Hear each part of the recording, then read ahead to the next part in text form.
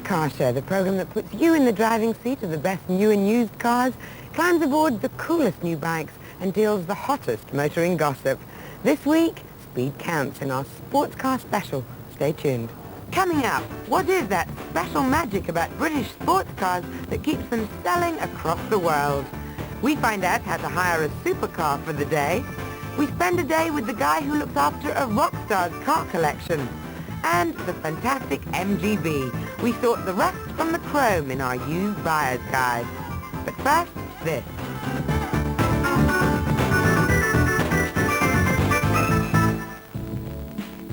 Porsche have a reputation for building pricey, high-performance sports cars.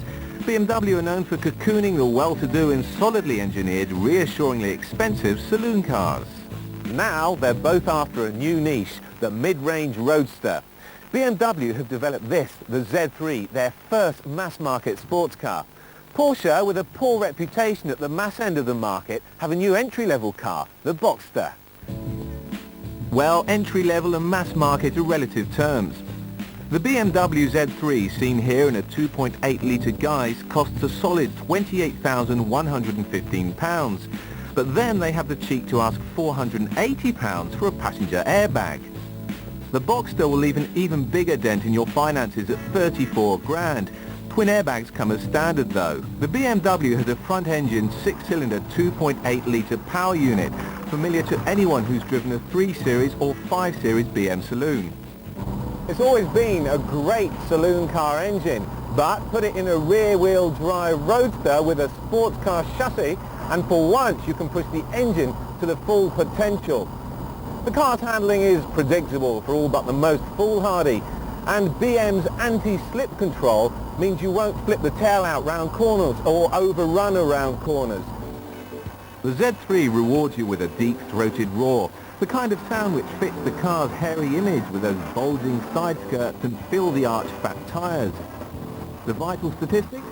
0 to 60 in 7.1 seconds with a top speed of 135 miles an hour. The Boxster is quite a departure for Porsche. It's got the traditional 6-cylinder boxer engine layout, but it's water-cooled, not air. And they put the engine behind the seats, so you get all the mid-mounted virtues of sharper handling and better balance. It's as pliable as the BMW, but without Porsche's tail-happy reputation. Where the BMW sounds macho, the Porsche sounds refined.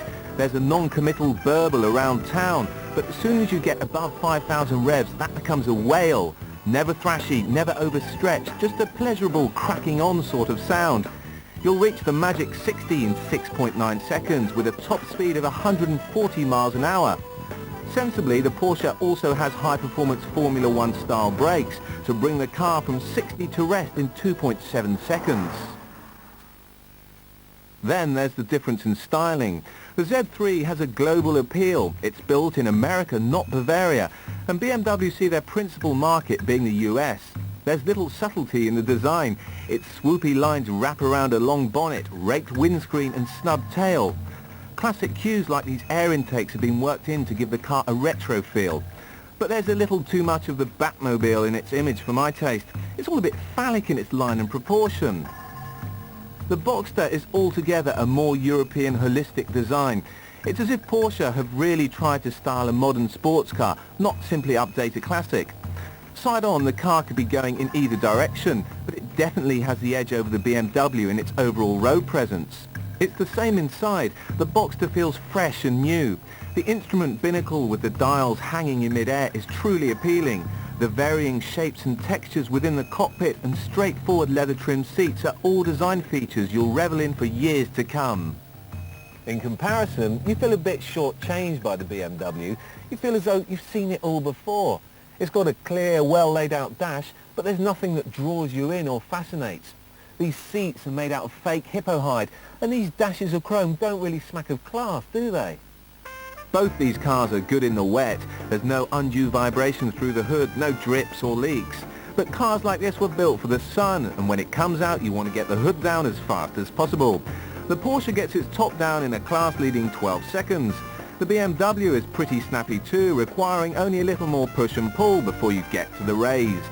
Britain is having a new love affair with open-top motoring. Global warming, post-election feel-good factor, whatever you want to call it, we're suddenly in the market for fun. If you're bowled over by the Beamer, there's a 9 to 10 month wait. And while the Boxster accounts for almost 50% of current Porsche sales, there's a 12-month waiting list should you be tempted. So, which waiting list would I put my name on? Well, it would have to be the Boxsters.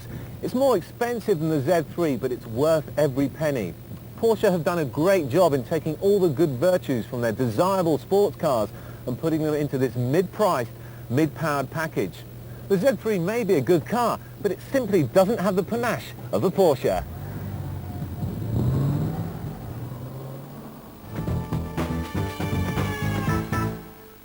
Porsche and BMW are both German cars, but what about our homegrown talent? British sports cars have a massive global appeal. Mariella discovers why.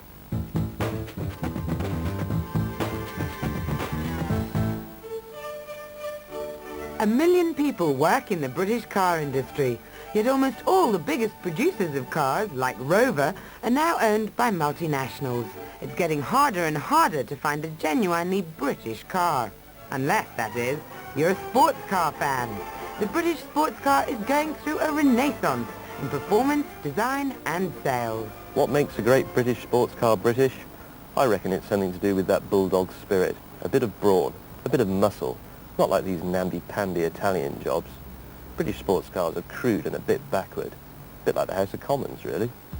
TVR has headed the charge for sales and column inches over the last decade. Journalists rave about the brutal looks, ferocious growl and head-banging performance of cars like the Griffith. Costing over £34,000, they've become the choice of go-getters who've abandoned the Porsche for TVR's work hard, play hard image. Why did I get rid of the Porsche? I don't know. It did everything. It was really nice. It went well. It was powerful. But it had no personality. It was really bland. This has got a lot of personality. I love the noise. I love that it goes fast.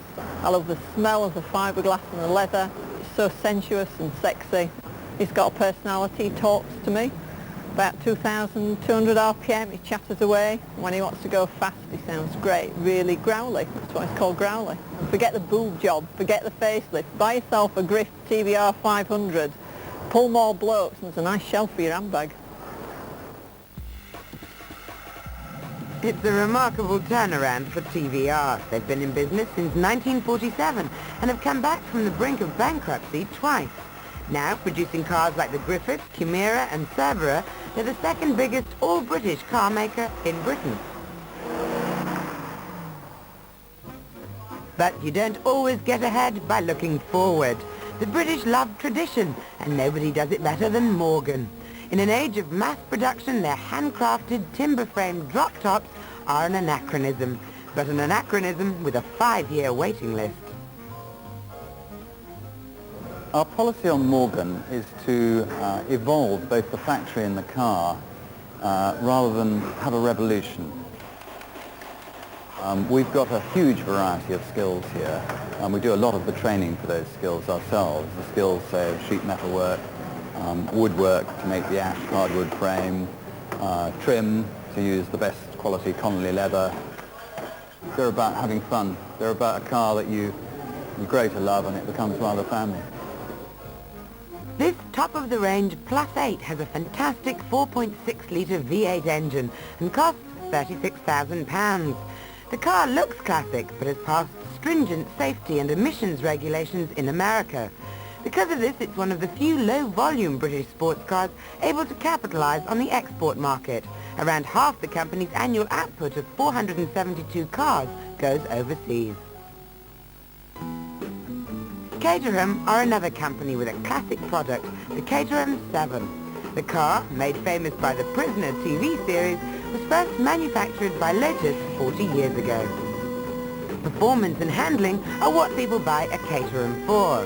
When the JPE Caterham was launched, it was the fastest accelerating car in the world, with a 0 to 60 of just 3.2 seconds. Prices accelerate too, from £8,500 to £40,000. A big part of the appeal is that you can build your car yourself.